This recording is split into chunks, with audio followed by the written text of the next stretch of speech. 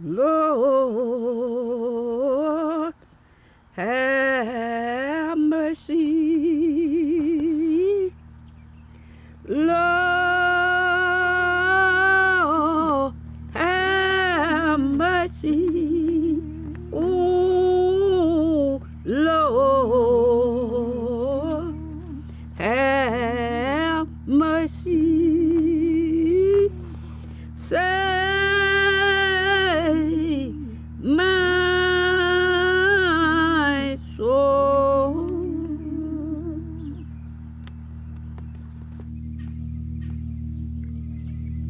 I'm going to tell you the truth about the river, okay?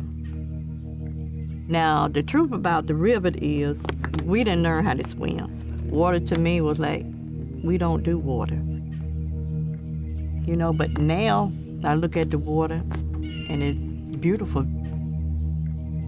We're in Gee's Bend, Alabama, and at my mom's house. And this is my mom, and this is Reba Mosley. Yeah, I am a fourth generation quitter. I started when I was 12 years old.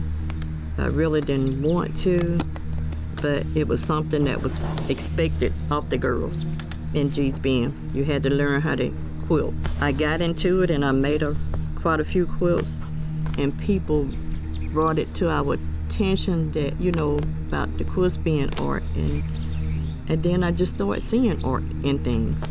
It was just amazing to go in a museum and see quilts that we had slept on, you know, hanging on a wall.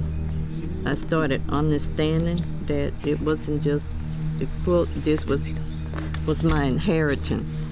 Something I had inherited from my great-grandmother, my aunts, my mom, and who was I to say no? You know, who was I to stop the generation of quilters?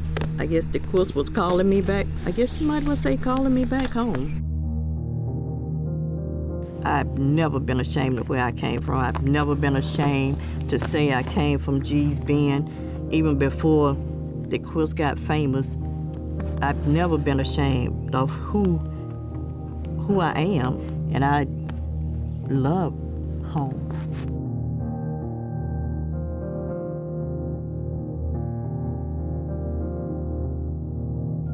We slept under those quilts, and a lot of those quilts was made out of clothes that people had worn. When the quilts finally came out into the world, it was a time when people was losing their home, they was losing their jobs, they were losing everything they had. Now here come quilts that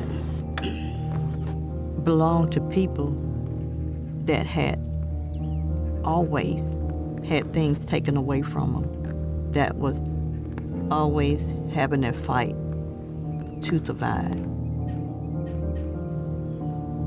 This journey has been a great journey. I always say, from rags that sometime was lost, that, you know, you was on the wagon and something blew off and you didn't know it, and somebody came and found it, ended up in a quilt, ended up on a museum wall. The quilts gave the women of Gee's Bend a voice. They gave them a place in the world. They took them places that we had never been. I think places that we had never even dreamed about going.